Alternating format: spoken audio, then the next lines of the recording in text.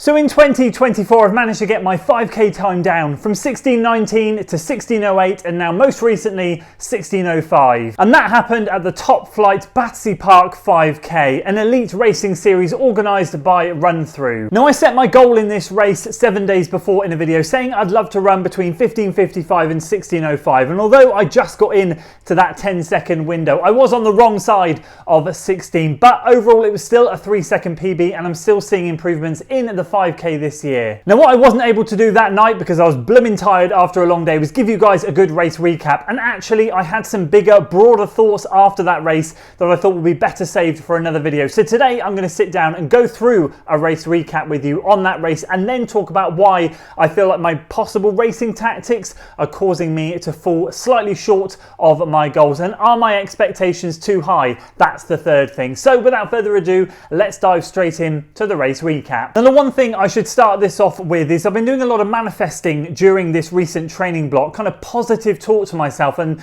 that was no more apparent than at the Battersea Park 5k where I was doing that there, and I'll tell you what I did right now. So during workouts and in the build up to these, I'd be telling myself that I can run these paces in training. It does feel okay. You are at this fitness level, rather than being negative. And it has made a big difference to my summer training. And I'm already doing it leading into my marathon training block. So what I did at Battersea Park, I was doing the loop. I did the loop on the warm up. I've done the loop before in a 10k training, in a 10k run, although I did it the other way round. And I preferred the way round that I did it this time.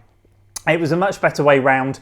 You kind of go up past the middle centre of Battersea Park and then you kind of loop round, and I think you go clockwise around the park rather than anti-clockwise, and it felt really good. So I was basically doing a loop telling myself, right, well this is around 1k, so at this point you're going to feel like this, but it's okay because that's still in control and you're going to be feeling good at this point. And I was just doing that all the way around the loop. So I was kind of trying to build myself a picture of what a sub 16-minute 5k might feel like at certain points around that course. Now the only niggling doubt I had in my head that I might fall a little bit short tonight was I did 5 by a K about 7 days ago. It was my last big speed workout and I only managed 4 of them, and the goal there was to try and run goal 5k pace, and I managed it on reps 1, 2 and 4, but rep 3 I fell a little bit too short. I pulled it back on 4, but I noticed my form was going, I was breathing a bit too hard, and I just thought to myself, I'm going to get injured if I keep pushing.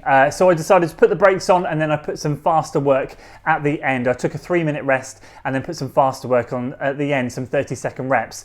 So I knew that I had kind of like got up to the pace for about 3k, but after that I wasn't able to hang on to it. So that was the only thing in my mind, but I thought I haven't travelled all this way not to give it a go. I've done all the positive talk around the lap, so let's give it a go. So I placed myself at the back of the pack because I knew in this small field that I was probably on paper the slowest, with a PB of 16:08.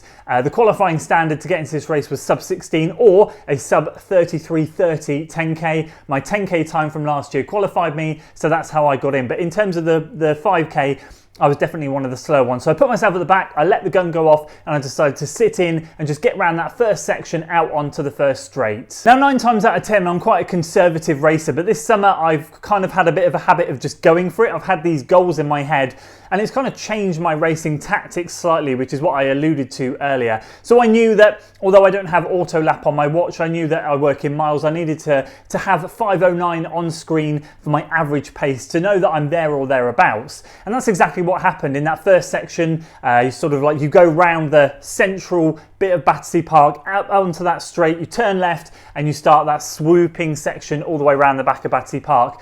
And I got into a good groove there. I watched my average pace fall from 15:15 down to 15:07, and that was really good. And then I went through the first mile split at 5:09 per mile. And without auto lap at that point, obviously, then it's just showing me average pace past that. So I knew I'd hit goal pace at that first mile, and that was great. And breathing was under control, and I felt good. And when I look at the kilometre split, that first K split was 3:14.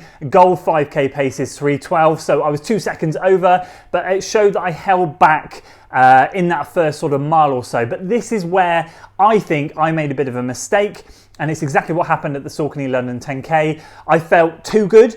and I pushed and I surged at that point. So I had a group of runners ahead of me, a fair few packs of them. And so after that first mile, I just started to push and go round them and started to work my way through the field. And ultimately, I knew the tough section on this course was going to be coming back through the middle of Battersea Park, because it feels like that middle section going clockwise round is just sort of like marginally uphill. I don't know if it is, it probably isn't, but I feel like when you get to the top of that and then you swoop round the back straight, it just feels a lovely gentle cruise sort of downhill. That's mentally how it feels. So I knew coming back onto that middle section that I was going to have to push hard. And obviously that's where a lot of 5Ks falter when you're going for a time, is that middle section of the race. You kind of like fall asleep a bit, then you've got to play catch up at the end. So I really put my foot down. I clocked a 3:09 and a 3:10K for Ks 2 and 3.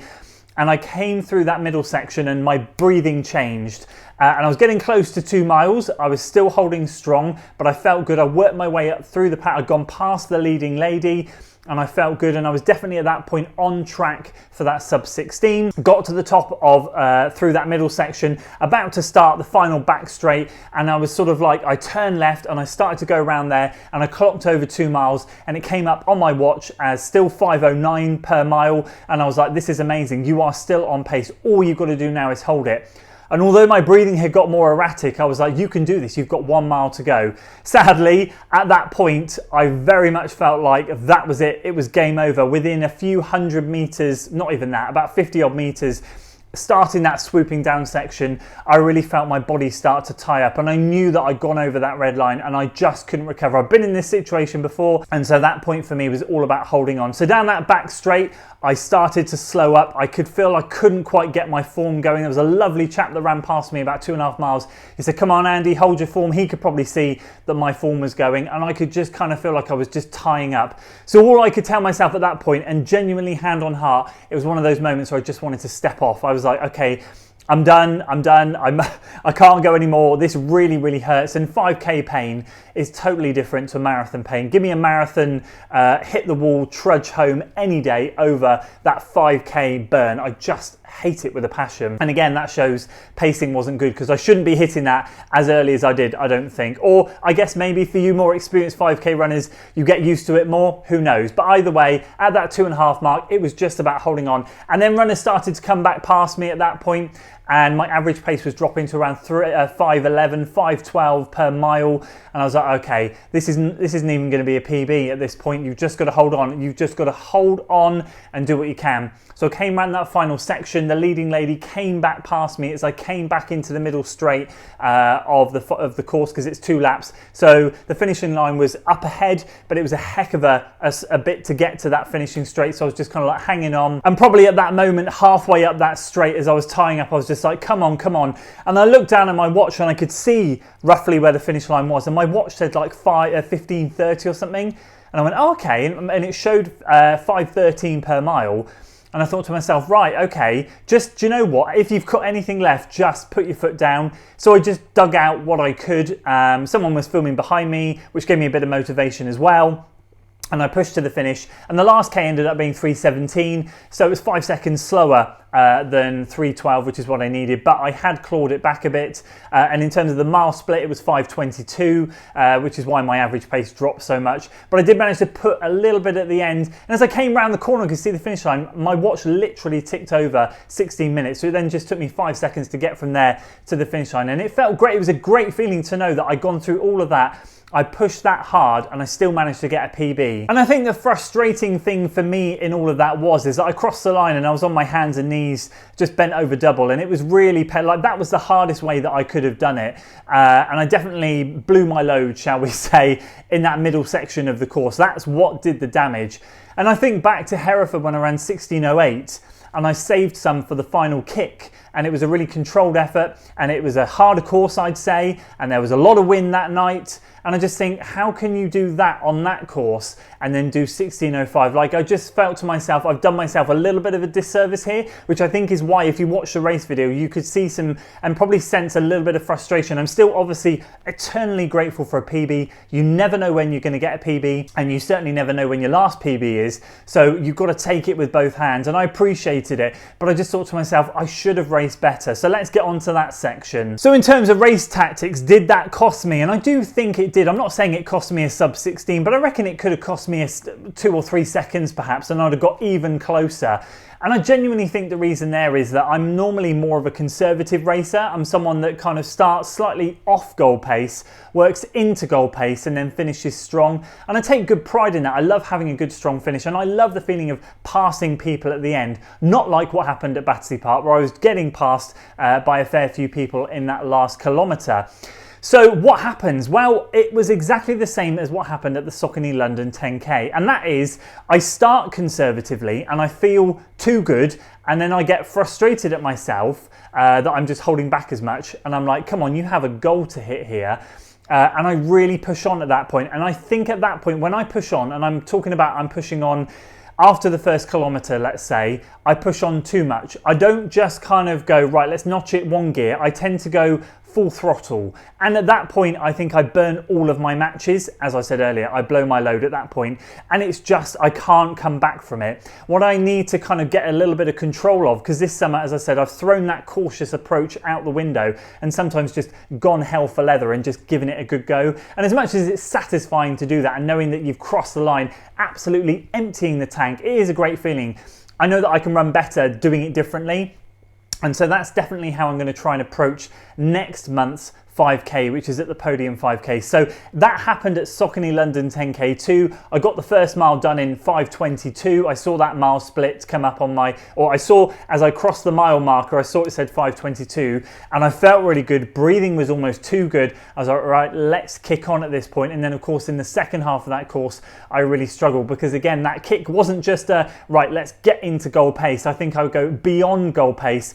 And in the Saucony London 10K, I think I dropped like a low 5-minute mile or something. And I know GPS is off, but I passed a ton of people in that second mile. And so I know it's off, but I don't think it's off too much. And again, I think exactly the same at Battersea Park. Those second and third kilometres show I went well under sub 16 pace. I didn't just try and hit 3:11 just to squeeze under. I went 3:9, 3:10, and it just takes me over that red line. So I do definitely think my racing tactics haven't been quite right this summer. And then finally, I guess that comes to the question, have my goals been too lofty? And again, now having raced for 12 weeks this summer, or done 12 weeks worth of speed training, and now effectively going into marathon training as of next week, I do think that my 10K goal has been a little bit lofty. I'm not saying my 5K goal is. I think now getting that close, I've proved to myself, and I feel deep down that I am really close at getting that sub 16-minute 5K. I'm 6 seconds away. So I don't think it's an astronaut, you know, I don't think the void there is too much. And I do feel like if I had raced better, there's a strong potential I could have run maybe like a 16:01 or 16:02. As I said, I don't think I would have gone sub 16, but I think I'm pretty darn close. And that workout showed it. 7 days before, that workout effectively mirrored what happened at the Battersea Park. So if you're ever wondering or want a good simulation, do 5x1K. If you can do it and hang at goal pace, you know you're on for a good one. I couldn't, and I couldn't in the race. So my 10K time has been one of those things that I set out and I said I want to get sub 33. How I ran 33:00, it still baffles me. I just can't get close to it. And I feel like my 5K time has reflected the fact that if I'm running 16:10 to 16:20, then yeah, I'm going to run a mid 33 10K. So I feel my 10K goal is completely lofty, and I just, for the moment, until I become a solid 15:45 to 15:55 5K runner, I've got to throw that 10K goal out the window for the moment, and I've just got to home in on the 5K stuff. As for the 5K, I said I wanted to go in and come out of this block with a PB. I did, and now I've got agonisingly close to that sub 16. I do feel it's within reach. I don't feel that one's too lofty, and I'll say it again, I'm definitely going to go for it next month at the Podium 5K in Cardiff. So there we go, that is my Battersea Park 5K race. What a privilege to be involved in an elite race. It was one heck of an atmosphere, and a massive shout out to RunThrough. Obviously it was a free entry because it was an elite race, but I didn't get any special perks or anything. I just literally entered just like everybody else, and I have to say, I'm not being paid to say this, it was a brilliant event. My first ever RunThrough event, and I was absolutely blown away by the organisation. The marshals are amazing, the support. I tell you what, and I've just got to say this, the people of London, for someone that gets a little bit nervous travelling to cities and stuff, the people of London, the running community is absolutely insane. The amount of people that said hi, that were just so friendly, it means a lot. It stays up here, like it creates memories. And I have to say, as once again, RunThrough have done a great job, and the people of London, absolutely incredible. I do want to get back up there before the end of the year for another race. So I will be hunting, I think, for more 5Ks potentially in November and December, possibly 10Ks. I definitely want to do Bourton 10K next year again. However, I definitely want to lock back in and see if I can become consistent over that 5K distance, because once Abingdon is done, I'll be back in speed training, as I always am, over winter, laying a good foundation ready to go again in the new year. So we'll leave it there, guys. So many more thoughts, but I could make this video 20+ minutes long, and I really don't want to. I appreciate your support. Thanks for watching. If you enjoyed the video, please do give it a like, share it with your friends, and of course subscribe to the channel for weekly running content, and I'll see you on the next one.